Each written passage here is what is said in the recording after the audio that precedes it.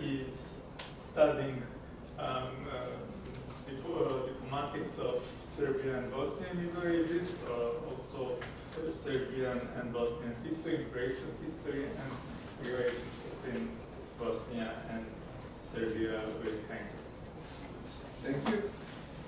We are staying in the range of similar topics of the 15th century, the time of the Ottoman threat. As Tamas said, after the lunch, it's very difficult to speak, but we will try to make it brief. The topic I will be dealing with today has been only partly studied in Serbian, Hungarian, and Croatian historiographies, and I will attempt to summarize, systematize, and broaden it with my own research results. Due to the limited time, I will present only an overview, while the more detailed information will be given in the written version of the paper. The notion of medieval Slavonia changed over the centuries of Hungarian rule over the area south of the Drava River. But we will focus on the period when it encompassed several counties, mostly in present-day northwestern Croatia and Bosnia and Herzegovina, namely larger ones, Zagreb, Varaždin, Križevci, and smaller ones, Vrba, Stubica, and Sani. In the late Middle Ages, this territory was called Regnum. It had its own noble assembly, and it was generally administered jointly with Croatian Dalmatia, the main official being the Ban of Slavonia and Croatian Dalmatia. During the period of Ottoman threat and ultimate conquest of Slavic states that were immediately south of the Hungarian kingdom, Slavonia, along with the South Hungarian counties, became the prime area in which pro-Hungarian nobles who decided to preserve their noble status and keep fighting against the Turks took shelter. It was the refuge of Croatian and Bosnian nobles, while the Serbian nobility mainly migrated to the territory of present-day Vojvodina, Banat, and eastern Slavonia, none of which belonged to medieval Slavonia. However, certain members of the Serbian ruling family of BRANKOVIĆ may acted as Hungarian nobles in Slavonia, both prior to and after the fall of the Serbian Despotate in 1459. These transfers were accomplished in two ways: by marriage and by service. The example of marital transfer to Slavonia was the one of Katarina, also known as Tekuzina Branković, the daughter of Serbian despot Đurađ Vuković Branković, and Irene Katukuzene, who married the last count of Celje, Ulrich II, in 1434. The couple had 5 children: Herman IV, Georg, Albert, Catherine, and Elizabeth, all of whom died before their parents. Elizabeth, who died in 1455, was the first wife of Matthias Corvinus. Both her and Matthias were only 14 and 15 of age at the time. The feud between the Hunyadi and Ceļski family, which lasted for years before the unfortunate marriage, rekindled and ended in well-known event of the murder of Count Ulrich II in Belgrade, 1456. The Ceļski were both subjects of Holy Roman Empire and Hungarian Kingdom, and owned many castles and possessions in both Austrian lands and the realm of St. Stephen. Their influence was rising in the first decades of the 15th century due to their marital alliances with Sigismund of Luxembourg and other noble families of the region. Most of their possessions in the Hungarian state were located in Slavonia, where the Ceļski at times held the office of Man. They were obtained over a long period through royal grants, purchase, or pledge. Some of them were administered by Katarina Branković when her husband and even her father-in-law were still alive, but unable to attend to all their duties by themselves. The Ceļski held numerous territories and castles in the counties of Zagreb, Varaždin, and Križevci, including the entire district of Zagorje, which was a part of their noble title, and the towns or fortresses of Gradec, Medvedgrad, Lobor, Trakošćan, Veliki Tabor, Krapina, Lepoglava, Vinica, Samobor, Rakovec, Vrbovec, Stupnik, Koprivnica, Veliki i Mali Kalnik, Đurđevac, Varaždin, Krupa, Bužim, Steničnjak, and Kamegrad. Štrigova and Čakovec were administratively in the county of Zala in Hungary proper. Some of these possessions, such as Kalnik and Đurđevac, were previously in hands of other Slavic noble and ruling families, as Paul Engel showed in his article on Hungarian-Bosnian relations in the 14th and 15th centuries. Later on, the Bosnian family of the Kosača will gain Kalnik after its return to royal hands when Katarina left Hungarian kingdom. Anyhow, as I already stated, even before the Ceļski family became extinct, Katarina was sometimes administering judicial and financial affairs in Gradec and Kalnik. Some official complaints were made against her in early 1440s, while in 1450s she collected the tribute, assigned appellate judges, and presided over several court sessions. The more important, however, was the period when she became the sole heiress of the entire Ceski heritage. Her possessions in imperial Austrian lands were seized by the Emperor Frederick III as early as in 1457. On the other hand, she kept full authority over her Slavonian possessions for several more years, trying to cope with changed circumstances in the realm after the ending of the dynastic feud and ascension of Matthias Corvinus to the throne. In time, her only goal became to sell, or at least pledge, her lands and leave Hungary with her brother, Despot Stefan the Blind, who left Serbia just months before the fall of the despotate, due to internal strife in Smederevo, and eventually settled in Friuli, near the present-day Italian-Slovenian border. Although the Hungarian crown did not seize Katarina's possession, she faced difficulties trying to maintain and dispose of them. She left Celje in 1457 and transferred to Slavonia, residing mainly in Varaždin or in Gradec. She struck the agreement with Emperor Frederick in 1458, ceding her possessions in German lands for financial compensation and annuity. She also asked the emperor to grant her the fort of Krško in Karniola, which was given to her.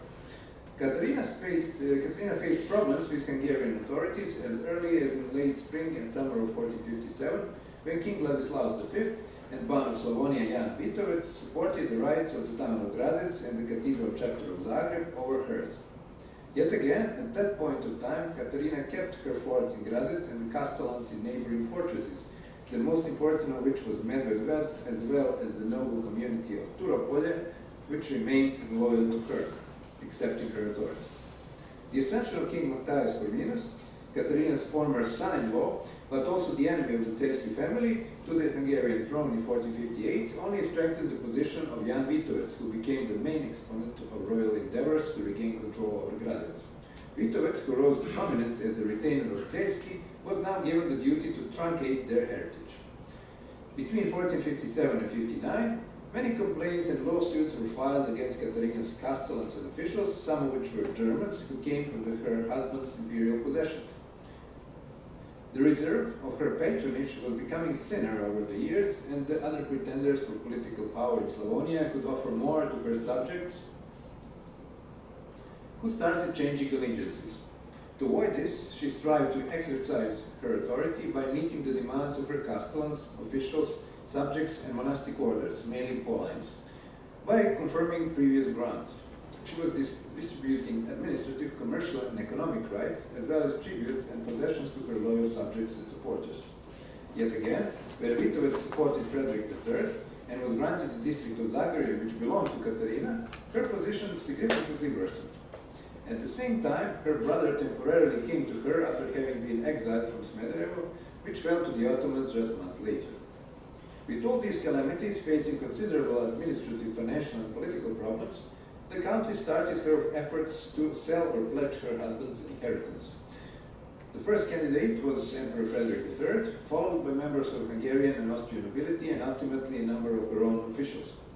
In March 1460, Katarina issued a charter by which she sold Medvedgrad, Rakovec, Koprivnica, Veliki and Mali Kalnik, Đurđevac, Čakovec, Štrigova, and Varaždin to Emperor if he provided her with 29,000 guldens and the fort of Postojna in Karniola. Samobor was, on the other hand, given to her official Andreas Baumkircher for 3,000 guldens. Although the emperor confirmed this agreement, it was never realized, probably due to delays in payment and opposition of Hungarian authorities. In May 1461, the new buyers of Katarina's estates, namely Gradec, Medvedgrad, Rakovec, Varaždin, Vinica, both Kalniks, Koprivnica, Kamegrad, and the half of revenues from Đurđevac, Čakovec, and Štrigova, were Jan Vitovec and his brothers-in-law, Sigismund and Balthazar Weisbrach, for 62,000 florins. Her brother, Despot Stefan the Blind, was at her side and was listed in the charter as co-seller. The second half of the revenues from the above-mentioned three towns were sold to Count Michael of Michael. The buyers issued their own charter in Zagreb, confirming they would pay the sum to Katarina's representatives, Andreas Kraiger and Friedrich Lamberger, and provide the escort for the countess, her retinue, and her assets on her way from Krško to Pušja Vas, Vencone, in Friuli, guaranteeing their safety. By 1465, all Katarina's ties with her Slavonian possessions were severed, and she and her brother Despot Stefan the Blind bought the castle of Belgrado near Udine in Friuli from Count Leonard of Gorizia.